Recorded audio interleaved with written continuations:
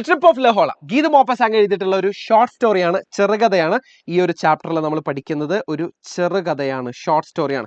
So the trip of Le Horla എന്ന് പറയുന്ന ലഹോളയാണ് നിങ്ങൾ ഈ ചിത്രത്തിൽ കാണുന്നത്. ഈ ഒരു ബലൂണിന്റെ പേരാണ് ലഹോള എന്ന് പറയുന്നത്. ഇതൊരു ഹോട്ട് എയർ ബലൂണാണ്. അപ്പോൾ ഈ ഒരു ചാപ്റ്റർ അത്യാവശ്യം ഭയങ്കര ലെങ്തി ആയിട്ടാണ് ടെക്സ്റ്റ് ബുക്കിനകത്ത് കൊടുത്തിരിക്കുന്നത്. ഒരുപാട് പേജുകളുണ്ട്. പക്ഷെ ഒരു 10 മിനിറ്റ് മതി നമുക്ക് ഈ ഒരു ചാപ്റ്റർ സമ്മറൈസ് ചെയ്തെടുക്കാൻ. ഈ ചാപ്റ്ററിൽ നിന്ന് നമുക്ക് ആദ്യം മനസ്സിലാക്കേണ്ടത്, ആദ്യം പഠിച്ചു വെക്കേണ്ടത് ഇദ്ദേഹത്തിന്റെ പേരാണ്, അതായത് എഴുത്തുകാരന്റെ, ഓഥറുടെ പേരാണ്. ഗീത് മോപ്പസാങ് എന്നുള്ളതാണ് നമ്മൾ ഇതിനെ പ്രൊനൗൺസ് ചെയ്യേണ്ടത്. ഇദ്ദേഹത്തിന്റെ പേര് ഫ്രഞ്ച് ആണ് കേട്ടോ. അതുകൊണ്ടാണ് ഇത് ഈ വായിക്കൊള്ളാത്ത പേരുകളൊക്കെ. ഇതിൽ ഒരുപാടുണ്ട്, ഇനിയും വായിക്കൊള്ളാത്ത ഒരുപാട് പേരുകളുണ്ട്. ഈ ഒരു ഷോർട്ട് സ്റ്റോറി എന്തിനെ കുറിച്ചാണെന്ന് വളരെ സിമ്പിൾ ആയിട്ട് പറഞ്ഞു കഴിഞ്ഞാൽ ഞാൻ ഇങ്ങനെ പറയും: a short story describing the narrator's first person experience of traveling in a hot air balloon. ഈ കൊടുത്തിരിക്കുന്നതാ ഈ സാധനമാണ് ഹോട്ട് എയർ ബലൂൺ എന്ന്.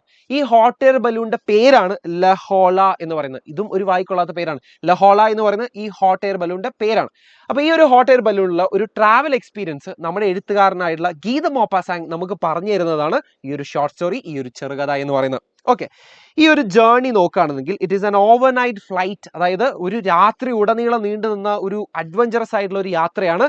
അതും പാരീസിൽ നിന്ന് ഹൈസ്റ്റ്, അതായത് ബെൽജിയത്തിലുള്ള ഹൈസ്റ്റ് വരെ നീണ്ടു നിന്ന ഒരു അഡ്വഞ്ചറസ് ആയിട്ടുള്ള ഒരു യാത്രയാണ് ഈ ഒരു ചാപ്റ്ററിൽ, ഈ ഒരു ഷോർട്ട് സ്റ്റോറിയിൽ നമുക്ക് പറഞ്ഞു തരുന്നത്. അപ്പൊ ഈ ഒരു ഹോട്ട് എയർ ബലൂണിന്റെ പ്രിപ്പറേഷൻ ആണ് നമ്മൾ ആദ്യം കഥയിൽ കാണുന്നത്. The narrator gets a telegram to join the balloon trip. ഈ ഒരു യാത്ര പോകാൻ വേണ്ടിയിട്ടില്ല, പുള്ളിക്കാരൻ ഒരു കമ്പി അടിച്ച് കിട്ടുകയാണ്, ഒരു ടെലഗ്രാം കിട്ടുകയാണ്, നിങ്ങൾ ജോയിൻ ചെയ്യുന്നുണ്ടോ എന്നുള്ളത് ചോദിച്ചുകൊണ്ട്. അപ്പൊ അദ്ദേഹം ആ ഒരു സ്ഥലത്തേക്ക് പോവാണ്. ആ സ്ഥലത്തിന്റെ പേരാണ് ലാ വില്ലെ.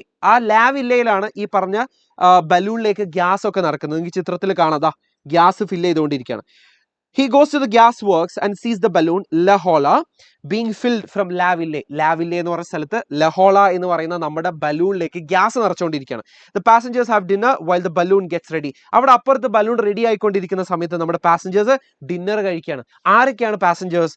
ഒന്നാമത് ഈ ഒരു ഫ്ലൈറ്റ് നയിക്കുന്നത്, ലീഡ് ചെയ്യുന്നത് ക്യാപ്റ്റൻ ജോവിസ് എന്ന് പറഞ്ഞുള്ള ഒരാളാണ്. പിന്നെ lieutenant Mallet, monsieur Bier, monsieur Besnard and the narrator. നമ്മുടെ നറേറ്ററുടെ പേരാണ് ഗീത് മോപ്പസാങ് എന്ന് പറയുന്നത്.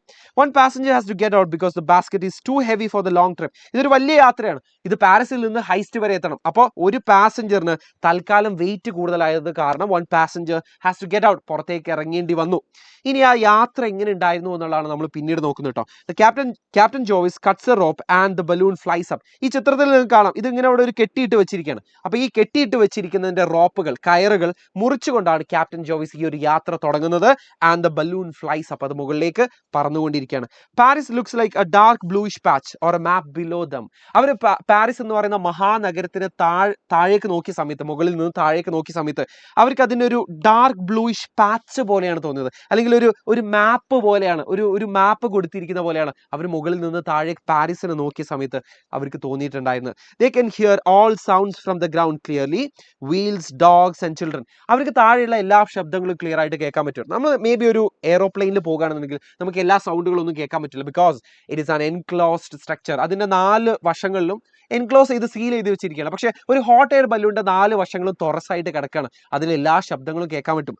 താഴെയുള്ള ചക്രങ്ങൾ ഉരുളുന്നതും, വീൽസ് റൊട്ടേറ്റ് ചെയ്യുന്നതും, ഡോഗ്സ് ബാർക്ക് ചെയ്യുന്നതും, കുട്ടികളുടെ ശബ്ദമൊക്കെ അവർക്ക് അവിടെ നിന്ന് കേൾക്കാൻ പറ്റുമായിരുന്നു. They control the balloon's height by throwing some handfuls of sand or ballast overboard. അവരെന്ത് ചെയ്തു? ഈ ചിത്രത്തിൽ നിങ്ങൾ സൂക്ഷിച്ചു നോക്കിയാൽ മനസ്സിലാവും, ഇതിലിങ്ങനെ ഒരുപാട് സാൻഡ് സാക്സ്, അതായത് മണലിലൊക്കെ കെട്ടിവെച്ചിരിക്കുന്ന ഒരുപാട് ചാക്കുകളൊക്കെ കാണാൻ പറ്റും.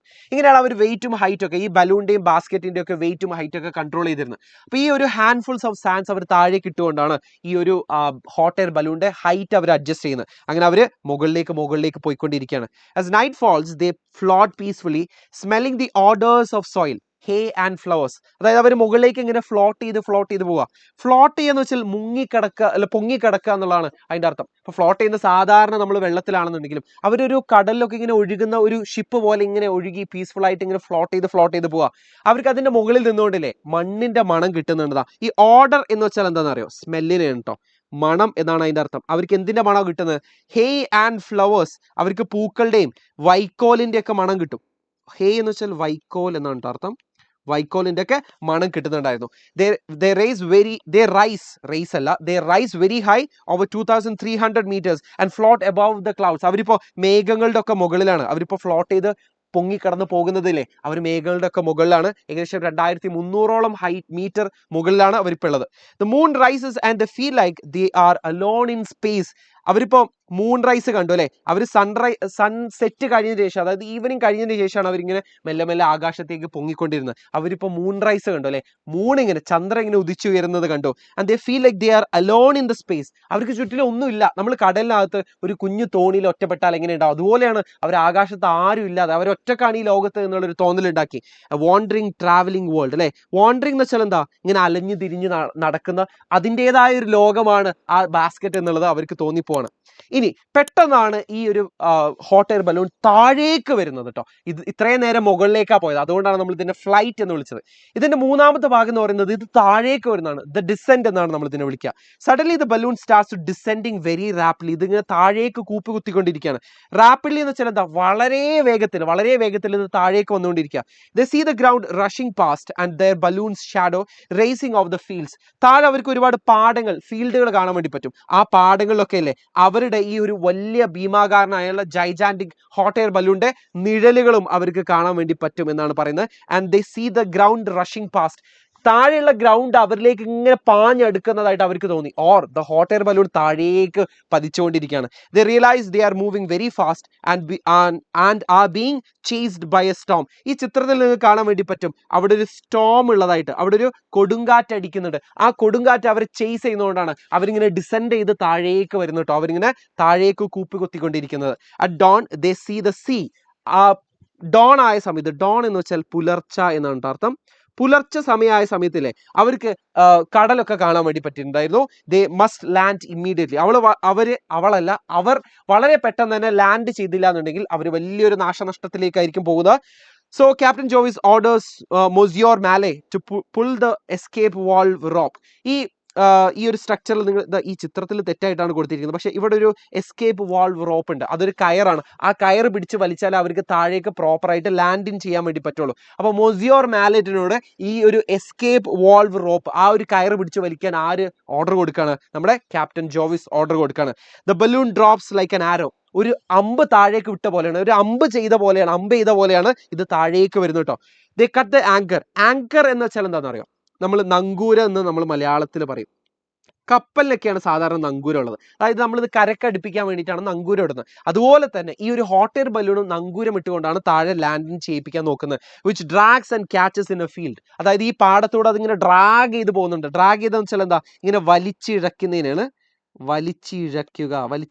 നമ്മൾ ഡ്രാഗ് എന്ന് പറയാം. The basket hits the ground, bounces and finally settles. അത് താഴേക്ക് ഇടിക്കുന്നു, ഇടിച്ച് ഒരു 2 പ്രാവശ്യം ബൗൺസ് ചെയ്യുന്നു, പിന്നെ പതുക്കെ അത് സെറ്റിൽ ചെയ്യുന്നു. ഇനി ഇതിന്റെ എൻഡ് എങ്ങനെയാണെന്ന് അറിയോ? The peasants and curious cows run over to the landed balloon. ഈ ബലൂൺ അവിടെ ലാൻഡിങ് ചെയ്ത സമയത്ത്, ഈ ഒരു പാടത്ത് ലാൻഡിങ് ചെയ്ത സമയത്തല്ലേ, there were a lot of peasants. Peasants എന്ന് വെച്ചാൽ കർഷകരാണ് കേട്ടോ, ഫാർമേഴ്സ്. അതുപോലെ തന്നെ ഒരുപാട് ക്യൂരിയസ് ആയിട്ടുള്ള കൗതുകത്തോടെ വന്നിരിക്കുന്ന ഒരുപാട് പശുക്കളെയും നിങ്ങൾക്ക് ഈ ചിത്രത്തിൽ കാണാൻ വേണ്ടി പറ്റും. They landed at Heist Belgium at 3:15 AM. വെളുത്തിട്ടില്ല, അതായത് സൺറൈസ് കണ്ടിട്ടില്ല, സൺറൈസ് ആകുന്നതേ ഉള്ളൂ. ആ സമയത്താണ് അവർ ബെൽജിയത്തിലുള്ള ഹൈസ്റ്റ് എന്ന് പറഞ്ഞ സ്ഥലത്ത് ലാൻഡിങ് ചെയ്യുന്നത്.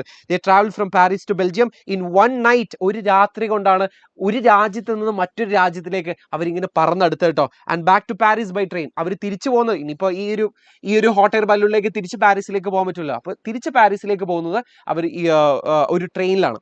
In that single trip, they got to see the sunset, the moonrise and sunrise from the sky. ഈ ഒരു ഒറ്റ യാത്രയിൽ അവർ എന്തൊക്കെ കണ്ടു? സൺസെറ്റ് കണ്ടു, സൂര്യൻ അസ്തമിക്കുന്നത് കണ്ടു, മൂൺ റൈസ് കണ്ടു, ചന്ദ്രൻ ഉദിച്ചുയരുന്നത് കണ്ടു, പിന്നെ ഏകദേശം 3:15-4:15 ആയ സമയത്ത് അവരെന്തും കണ്ടു? അവർ സൺറൈസും കണ്ടു. അപ്പൊ ഇത്രയും അഡ്വഞ്ചറസ് ആയിട്ടുള്ള ഒരു യാത്രയെ കുറിച്ചിട്ടാണ് നമുക്ക് ഈ ഒരു ചാപ്റ്ററിൽ, ദ ട്രിപ്പ് ടു ലഹോള എന്ന് പറഞ്ഞ ഈ ഒരു ചാപ്റ്ററിൽ നമുക്ക് ഗീത് മോപ്പസാങ് അദ്ദേഹത്തിന്റെ ഫസ്റ്റ് ഹാൻഡ് എക്സ്പീരിയൻസ് അല്ലെങ്കിൽ ഫസ്റ്റ് പേഴ്സൺ എക്സ്പീരിയൻസ് നമുക്ക് പറഞ്ഞിരുന്നത്. ഇത്ര മാത്രമേ നമുക്ക് ഈ ഒരു ചാപ്റ്ററിൽ പഠിക്കാനുള്ളൂ. ഇതുപോലെ തന്നെ നമുക്ക് വേറൊരു ചാപ്റ്റർ നോക്കാനുണ്ട്. അപ്പൊ അടുത്ത വീഡിയോയിൽ കാണാം. Bye bye.